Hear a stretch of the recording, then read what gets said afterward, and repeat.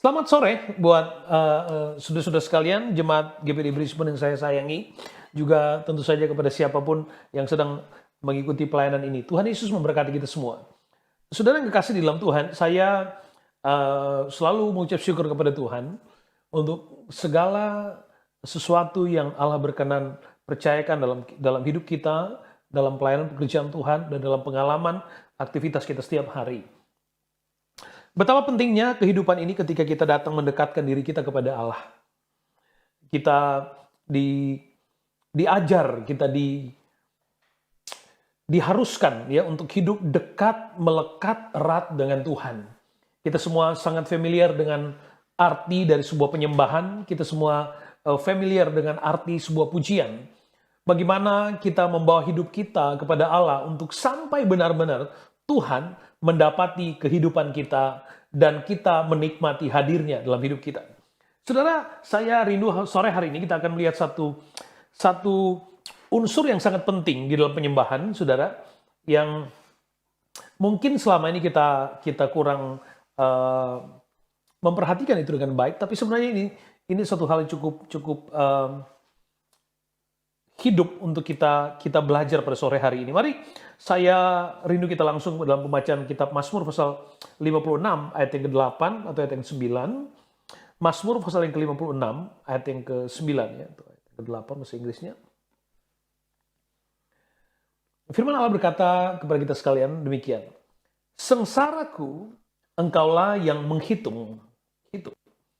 Air mataku kau taruh ke dalam kirbatmu. Bukankah semuanya telah kau daftarkan? Sekali lagi, sengsaraku engkaulah yang menghitung-hitung, air mataku kau taruh ke dalam kirbatmu. Bukankah semuanya telah kau daftarkan? Saudara, ini menjadi doa dari Daud ketika dia ditangkap oleh orang Filistin. Ya, saya sengaja highlight di sini, saudara. Air mataku kau taruh ke dalam kirbatmu. Air mata. Sore hari ini kita akan sedikit bicara tentang air mata, ya, tentang air mata. Penting buat kita untuk mengerti dan penting untuk kita perlu menjelaskan, ya, kenapa air mata itu penting, ya, kenapa air mata itu penting. Di dalam doa dari pemazmur, air mataku kau taruh ke dalam kirbatmu. Saudara, menarik sekali karena Alkitab menegaskan bahwa Tuhan ya menyediakan atau ada satu wadah bagi Allah yang hanya untuk menampung air mata kita. Wah, menarik sekali saudara ya. Menarik sekali. Jadi ternyata air mata itu ditampung oleh Tuhan. Ditampung oleh Tuhan. Saudara, saya rindu kita langsung dalam pembacaan berikutnya. Di Ayub pasal ke-16 ayat 20. Ayub pasal 16 ayat 20. Sekalipun aku dicemoohkan oleh sahabat-sahabatku, namun ke arah Allah mataku menengada sambil menangis. Pada sebuah pengalaman emosional yang mirip ketika Daud ditangkap oleh orang Filistin, demikian juga ketika Ayub, dia mengalami keadaan tekanan, ya, baik secara psikologis, kemudian tekanan sosial, saudara, dari sahabat-sahabatnya, bahkan dia benar-benar dipres oleh iblis, saudara, yang diizinkan oleh Tuhan. Dan saudara, di dalam doanya dia katakan begini, namun ke arah Allah mataku menengada sambil menangis. Jadi ada pengalaman air mata di situ, ya. Dalam kisah ini ada pengalaman air mata. Ketika Daud pada situasi dia ditangkap oleh musuh, dia menangis, dia melinangkan air mata. Demikian juga Ayub. Tapi yang menarik saudaraku, waktu Daud katakan air mataku kau tampung di dalam kirbatmu. Sedangkan Ayub katakan aku mengarahkan mataku menengada sambil menangis. Saudara yang kekasih di dalam Tuhan Yesus Kristus, kita sore hari ini penting untuk kita mengerti tentang air mata, sedikit tentang air mata dalam pelayanan, air mata dalam penyembahan, dalam iman. Ada begitu banyak ayat yang menceritakan tentang kisah tentang air mata itu sendiri. Tapi saya masih ingin terus membawa saudara, menuntun saudara dalam pijakan-pijakan ayat firman Tuhan. Mazmur 51 ayat Mazmur 51 ayat ke-19 atau ayat 17 bahasa Inggris. Korban sembelihan kepada Allah ialah jiwa yang hancur, hati yang patah, dan remuk tidak akan kau pandang hina ya Allah. Kita begitu familiar dengan ayat ini, korban sembelihan kepada Allah ialah jiwa yang hancur. Hati yang patah dan remuk tidak akan kau pandang hina ya Allah. Alkitab ingin menjelaskan bahwa ketika kita ada dalam satu pengalaman emosional yang sangat berat di hidup kita, ya, sangat berat di hidup kita. Tetapi firman Allah mau katakan kepada kita, saudara, dalam firman Tuhan, di dalam ayat firman Tuhan, Alkitab ingin menjelaskan kepada kita, ketika kita memahami bahwa korban sembelihan kepada jiwa yang hancur, sebenarnya saudara, bentuk dari pengalaman emosional yang sangat konkret ini adalah pengalaman air mata. Adalah pengalaman air mata. Alkitab ingin menjelaskan kepada kita bahwa Tuhan tidak pernah membiarkan orang yang datang ke hadapannya sambil berlinang air mata. Ya. Jiwa yang hancur, hati yang remuk, Alkitab katakan, justru menjadi korban yang tidak dipandang hina oleh Tuhan. Menjadi korban yang berkenan kepada Allah. Ya. Korban yang berkenan kepada Allah. Saudara, Tuhan tidak hanya tertarik dengan senyum dan sukacita. Tuhan tidak hanya tertarik dengan senyum dan sukacita. Tidak sama sekali. Tetapi hati yang hancur atau linangan air mata justru menjadi korban yang terbaik. Saudara, ya, menjadi korban yang terbaik. Saudara, air mata adalah ungkapan atau bahasa emosional ketika tidak ada kata yang sanggup untuk cukup menjelaskan apa sesungguhnya yang kita rasakan. Sekali lagi, air mata adalah bahasa atau ungkapan yang sangat emosional ketika tidak ada kata yang cukup untuk kita menjelaskan apa sesungguhnya yang kita rasakan. Di dalam definisi yang lain, air mata adalah tekanan yang tidak dapat kita tanggung, air mata akan kemudian muncul ketika ada suasana, ada perasaan tidak dapat kita tanggung, atau di luar kita nggak bisa kontrol lagi, dan itu hanya bisa diungkapkan dengan atau melalui pengalaman air mata. Dan saudara, yang uniknya bahwa orang yang menangis atau air mata memiliki kekuatan yang sangat istimewa. Saudara, contohnya, orang lain akan mudah terpengaruh ketika menyaksikan seseorang yang kemudian tiba-tiba menangis. Jadi dia memiliki satu kekuatan yang mampu mempengaruhi orang lain secara spontan, secara dalam waktu yang sangat singkat, saudara. Ya. Tangisan seorang perempuan akan sangat mudah mempengaruhi seorang laki-laki misalnya. Jadi sekali lagi, saudara, ini sangat penting, ya, ini sangat penting. Sebab sudah di dalam ungkapan, di dalam bahasa air mata, itu seperti melepaskan semua hal yang ada di dalam hati kita. Saya katakan tadi bahwa air mata adalah sebuah ungkapan perasaan, ya, yang membahasakan ketika kita tidak cukup ada kata untuk menjelaskan semuanya apa yang ada di hati kita. Nggak ada. Ya. Nah, Tuhan yang menciptakan air mata, Tuhan yang memberi air mata buat kita. Mungkin kebanyakan orang berpikir bahwa air mata itu bagi kita hanya ketika kita sedih atau kita sedang kesakitan atau sedang menderita. Sekalipun bahwa faktanya ada air mata karena kebahagiaan. Ya, ada air mata kebahagiaan. Saudara, Tuhan menciptakan air mata untuk kita. Ya. Lalu apa gunanya, saudara? Apa gunanya? Air mata di dalam fungsinya, ya, kegunaan dalam tubuh kita Ya, mata kita itu perlu perlu ada air mata, saudara, yang membasahi kornea mata kita. Karena kalau kornea mata kita nggak ada air mata yang ada di kornea mata kita akan kering, saudara ya. Kita nggak bisa buka mata, kita nggak bisa lihat cahaya, gitu ya. Dan saudara, ada air mata yang berfungsi secara spontan ketika mata kita terkena sesuatu. Jadi air mata juga berfungsi membersihkan mata kita, ya, menetralisir kalau ada sesuatu yang dari luar yang coba masuk di mata kita. Tapi saudara, pada bagian yang lain, air mata adalah ungkapan, ya, bahasa dari rasa yang ada di dalam hati kita, yang saya katakan tadi, yang tidak dapat kita bahasakan lagi. Lalu kemudian itu tiba-tiba akan muncul seseorang, kemudian tiba-tiba akan menangis, ya, akan melinangkan air mata. Air mata juga Tuhan ciptakan supaya manusia sadar bahwa dirinya terbatas dan dia harus mengakui Tuhan. Itu satu prinsip yang sangat penting. Saya katakan tadi dalam definisinya, air mata itu adalah ungkapan dari ketika kita nggak bisa mengungkapkan apa yang kita rasakan dan kita hanya bisa nangis.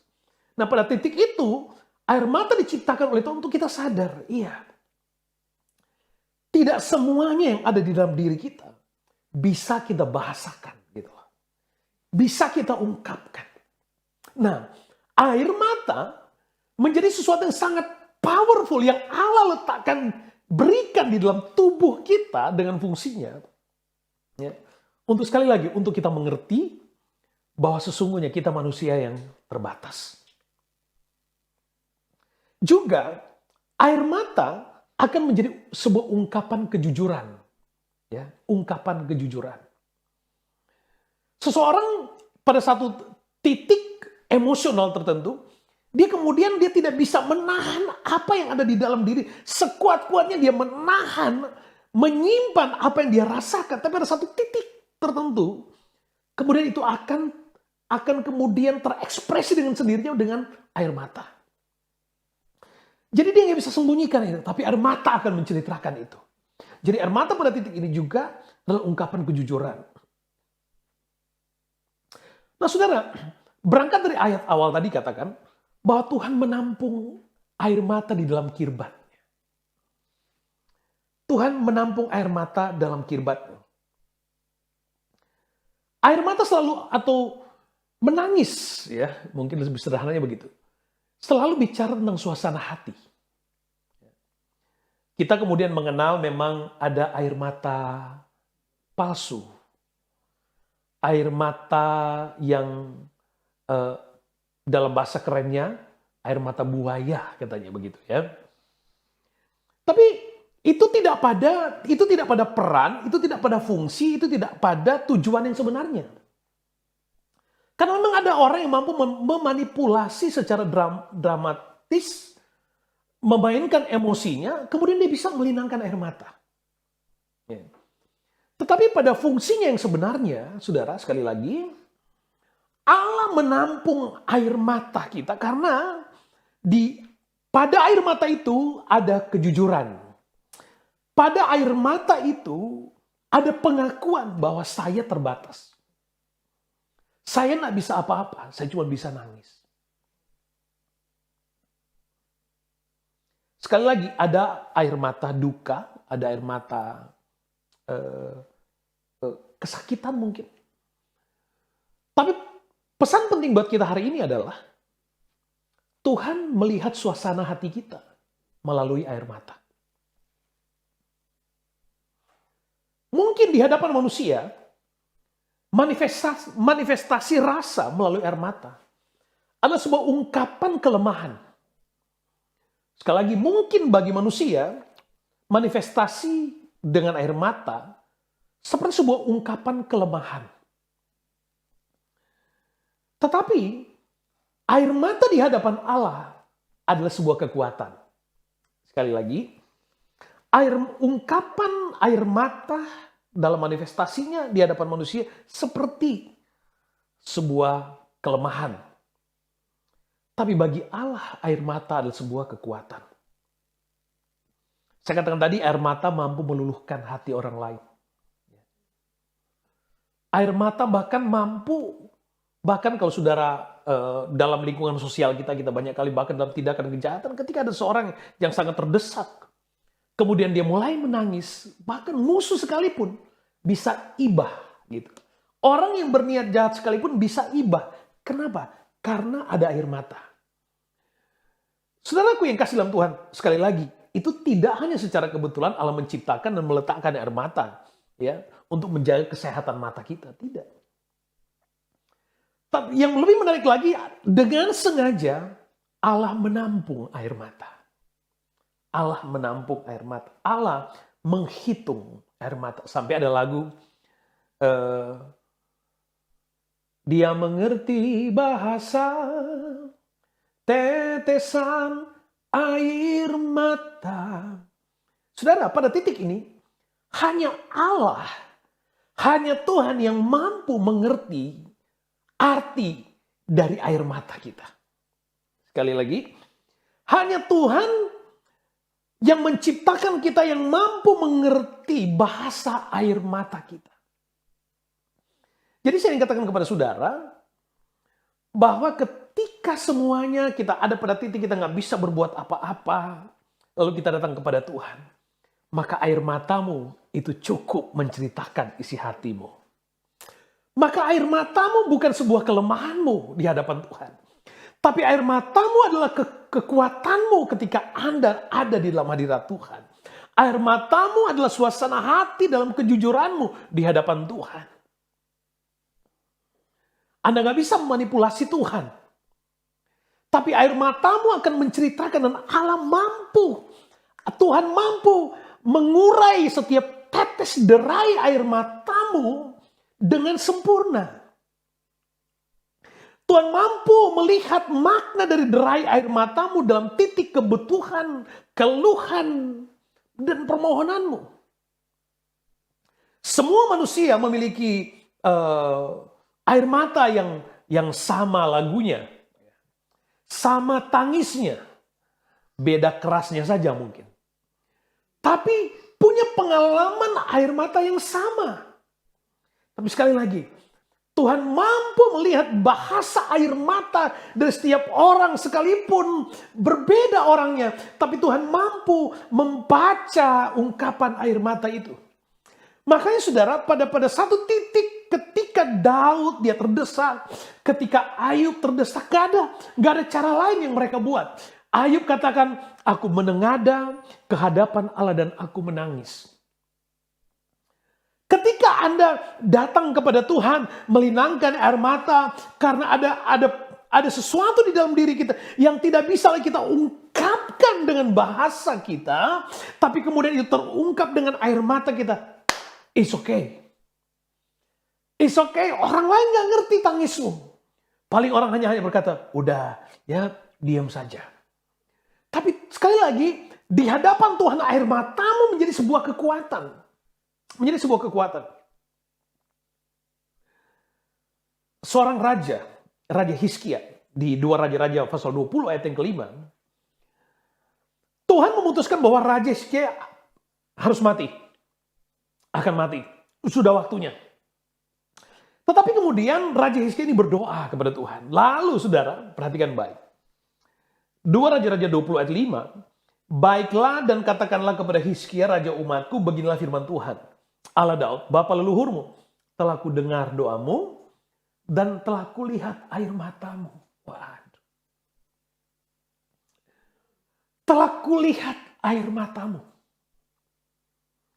Sesungguhnya aku akan menyembuhkan engkau pada hari yang ketiga engkau akan pergi ke rumah Tuhan. Saudara, Alkitab tidak menguraikan tentang prinsip doa, metodologi berdoa, 7 kunci doamu dijawab. Alkitab sebenarnya tidak menjelaskan secara sistematis seperti itu. Tapi sangat sederhana. Karena setiap orang memiliki bahasa dan ungkapan hati dengan suasana hati yang berbeda. Dan hanya Tuhan yang mampu melihat itu. Hanya Tuhan yang mampu mengerti setiap ungkapan bahasa air matamu. Waktu Hizkia Tuhan putuskan, waktunya dia meninggal. Dan Alkitab katakan lalu Hizkia dia menghadap tembok dan dia nangis. Dia berdoa, dia nangis. Dan Alkitab katakan pada waktu dia berdoa dan menangis, saudara, Alkitab katakan Tuhan mendengar dan melihat air matanya. Haleluya. Saudara, tapi saya ingin supaya kita clear dulu, poinnya bukan tentang ayo kita nangis sama-sama. Bukan itu pesan pentingnya. Bukan itu pesan pentingnya. Pesan pentingnya adalah di dalam doamu di hadapan Allah. Doamu ketika Anda ada di waktu doamu. Air mata di waktu doamu adalah penting di hadapan Tuhan. Begitu banyak orang Kristen yang sangat anti banget. Ya, kalau lihat orang Pantai Kosta nangis, dia bilang, "Wih, kamu cengeng banget sih." Gitu kan? Kalau lihat orang doanya nangis, ngapain dia nangis? Ada apa? Ya. Sekali lagi, hanya Tuhan yang mampu mengerti bahasamu melalui air mata. Sebab dalam air mata Tuhan menemukan ketulusan, Tuhan menemukan kejujuran, Tuhan menemukan suasana hati yang sebenarnya. Yohanes pasal 11 ayat 33. Yohanes 11 ayat 33 katakan begini. Ketika Yesus melihat Maria menangis dan juga orang-orang Yahudi yang datang bersama-sama dia, maka masuklah hatinya, ia sangat terharu dan berkata, dan seterusnya. Yesus mendapati Maria menangis. Dan Yesus tergugah karena tangisannya. Yesus tergugah karena tangisannya. Saudara, lalu kita ngerti akhir ceritanya, kemudian Yesus membangkitkan Lazarus. Demikian juga jika kita kembali pada kisah Ayub tadi. Dia tahu kepada siapa dia harus berseru. Dia tahu bahwa dia nggak bisa apa-apa, semuanya habis. Apalagi yang dia punya. Saudara, ada satu titik di kehidupan kita. Saudara, Allah dengan sengaja membiarkan apa yang ada di dalam hidup kita, di sekitar kita nggak bisa berbuat apa-apa untuk kita.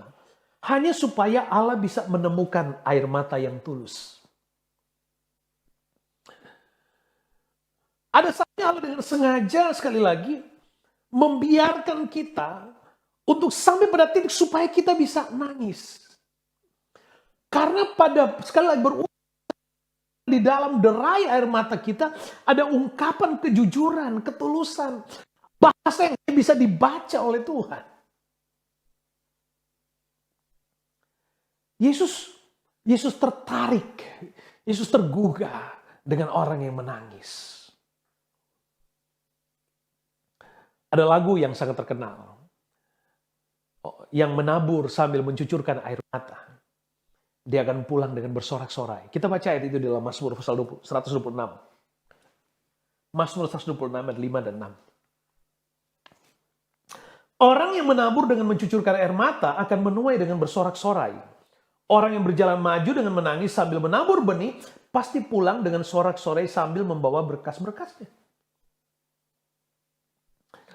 Waktu kita iring Tuhan, waktu kita berjalan dalam ketaatan, lalu perjalanan itu ada air mata, bahkan penuh dengan air mata. Apakah itu air mata karena tekanan, karena derita yang kita alami akibat perjalanan iman kita?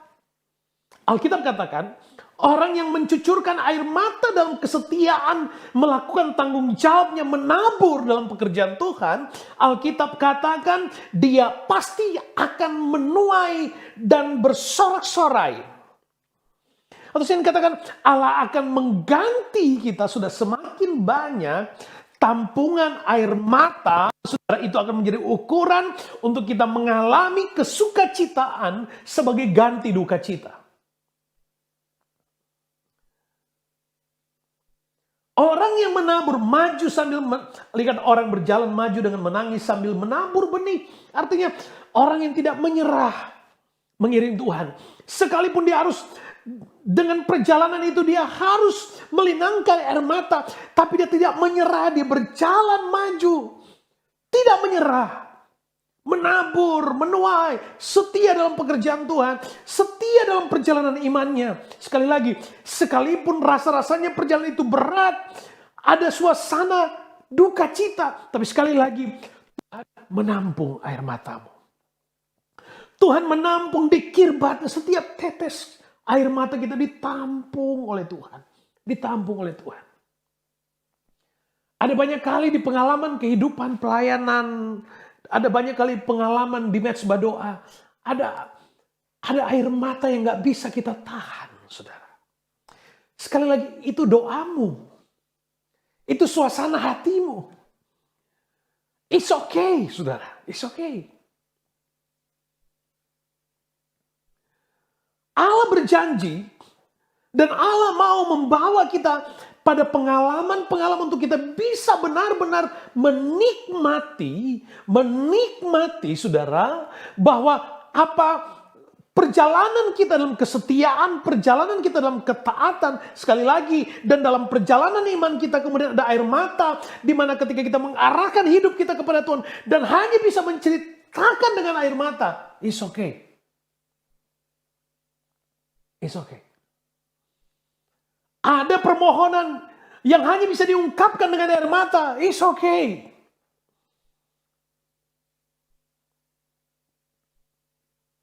Saudara yang kekasih di dalam Tuhan Yesus Kristus.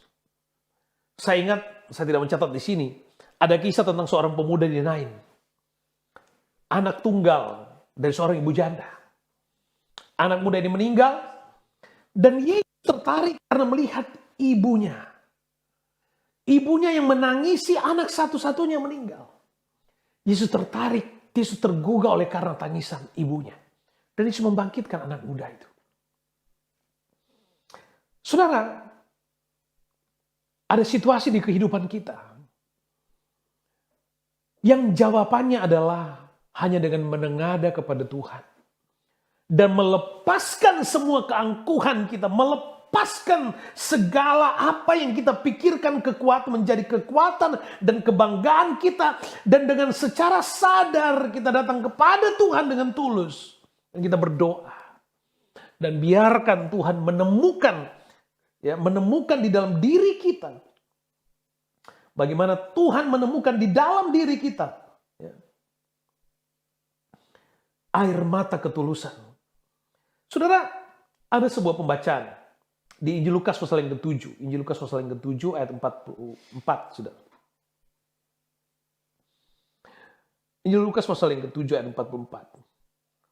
Dan sambil berpaling kepada perempuan itu, ia berkata kepada Simon, engkau lihat perempuan ini. Aku masuk ke rumahmu, namun engkau tidak memberikan aku air untuk membasuh kakiku. Tetapi dia membasahi kakiku dengan air mata dan menyekanya dengan rambutnya.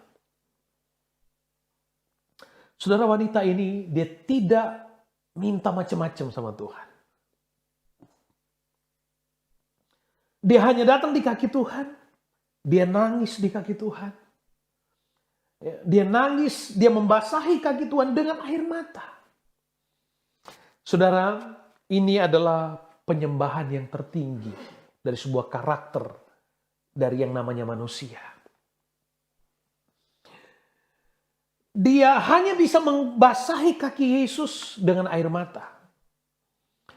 Dan pada titik itu Yesus mendapatkan penyembahan yang terbaik, saudara. Dia nggak ngomong macam-macam. Tapi dia begitu menghormati Tuhan. Dia membasuh kaki Yesus dengan rambutnya bahkan. Saudara yang kekasih, tidak ada orang setia yang tidak pernah menangis. Tidak ada orang setia yang tidak pernah melinangkan air mata. Air mata dalam perjalanan setia menjadi kekuatanmu untuk meraih apa yang engkau tunggu.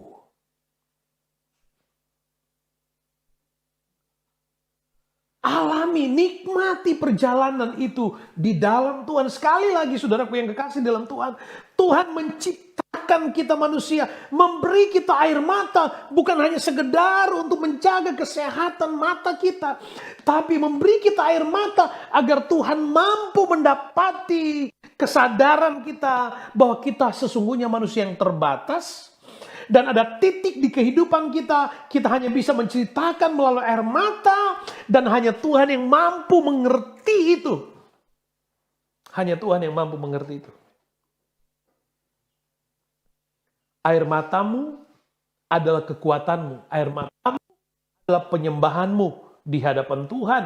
Saya berulang katakan, saudaraku yang kekasih di dalam Tuhan, air mata manifestasinya bagi banyak orang akan menganggap itu sebuah kelemahan, tapi air mata di hadapan Allah sebuah kekuatan. Air mata di hadapan Tuhan itu suci. Air mata di hadapan Tuhan itu suci, menggugah hati Tuhan. Dan sekali lagi Alkitab katakan jelas, Allah menampung air mata kita di dalam kirbatnya.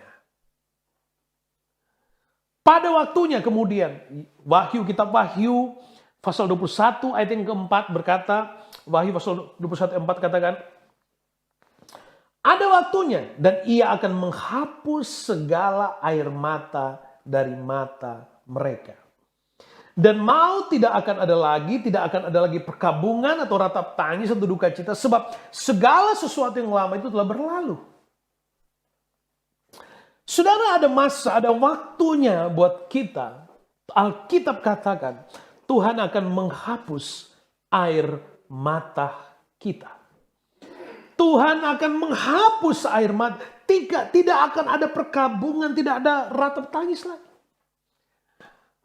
Pada saatnya, saudaraku yang kekasih di dalam Tuhan, ketika kita bersama dengan Tuhan dalam kemuliaan, ketika kita bersama dengan Tuhan dalam kekekalan, maka semua air mata yang kita tampung, yang ditampung oleh Tuhan, maka air mata yang ditampung oleh Tuhan, itu akan berbuah manis dalam perjalanan iman, dalam perjalanan hidup kita.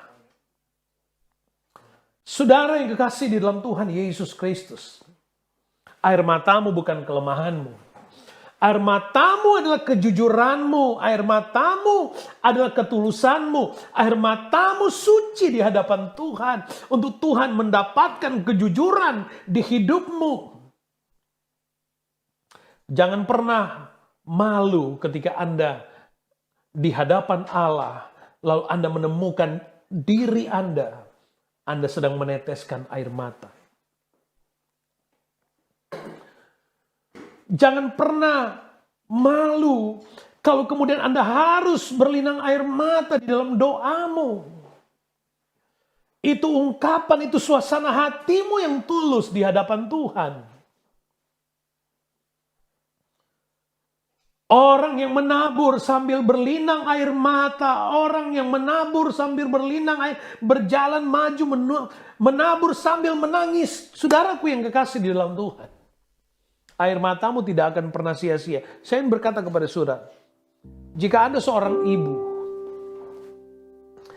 yang sedang berdoa untuk suami dan anak-anak, Anda mungkin berkata, saya sudah berdoa sekian lama. Saya tidak akan berkata kepada saudara bahwa tangisilah mereka, tidak. Tapi teruslah berdoa. Biarlah Tuhan menemukan bahasa ketulusan, kebutuhanmu di dalam derai air matamu. Jika Anda seorang anak sedang berdoa untuk orang tuamu, atau orang tua sedang berdoa untuk anak-anak, sekali lagi saya tidak sedang menyuruh Anda untuk menangis. Tapi ada satu titik kebutuhan itu hanya bisa dijawab melalui air matamu. Allah menampung setiap derai air mata, doa dan imanmu untuk kita mengalami pertolongan Tuhan. Sekali lagi, air mata adalah ekspresi dari sebuah keadaan emosional. Ketika ada satu keadaan yang kita nggak bisa pikul karena saking beratnya. Ada suasana yang kita nggak bisa kontrol karena memang kita nggak mampu.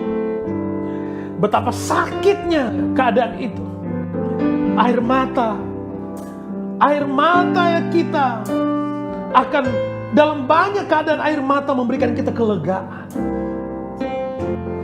Pada waktu Anda menangis, sekali saya tidak mengajar Anda untuk menangis, tapi air matamu di hadapan Tuhan itu powerful. Ayub, dia berdoa, dia mengarahkan, dia nangis kepada, saya berkata saudara, jangan menangis kepada manusia. Jangan menangis kepada manusia. Manusia nggak bisa mengerti bahasa air matamu. Manusia hanya bisa menangkap rasa sakitmu, tapi dia nggak bisa membaca bahasamu. Ketika kita membawa air mata kita kepada Allah, Allah mampu mengerti semuanya.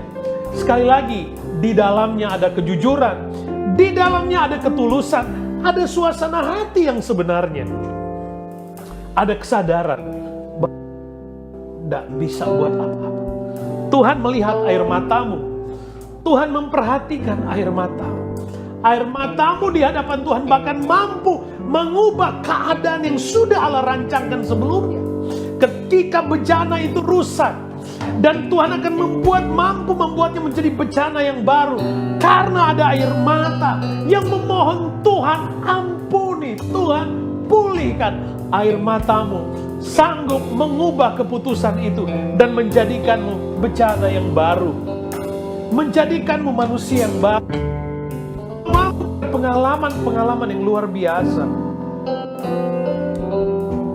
Alami Tuhan di mezbah doamu. Nikmati Tuhan. Alkitab katakan hati yang hancur dan jiwa yang remuk, Tuhan mendapati air mata di situ. Alkitab itu yang berkenan. Hati yang hancur, jiwa yang remuk. Ekspresi konkretnya adalah karena ada air mata. Itu yang berkenan. Itu yang Allah suka. Bukan dalam kesombongan dan keangkuhan. Hancur, jiwa yang remuk. Itu yang Tuhan tidak dipandang hina. Kata Alkitab, Tuhan tidak memandang hina. Justru itu berkenan kepada Allah. Siapapun Anda mungkin berkata, saya terlalu tegar, saya terlalu kuat, saya tidak pernah menangis. Saya adalah seorang laki-laki yang perkasa, yang tidak pernah dapat dikalahkan dengan kesedihan. Air mata bukan tentang kesedihan. Air mata adalah ungkapan kejujuran. Air mata adalah ungkapan kesadaran diri bahwa hidupmu terbatas. Dan Tuhan yang powerful, hanya Tuhan yang mengerti hidup. Mari saudaraku yang kekasih di hari Minggu yang istimewa ini, sekalipun semakin dewasa perjalanan iman kita, tapi saat ini Tuhan pun ingin mendapat sebuah persekutuan. Biarlah Tuhan mendapati ada suasana hati yang hanya bisa diungkapkan dengan air mata. Lihat air mata kita.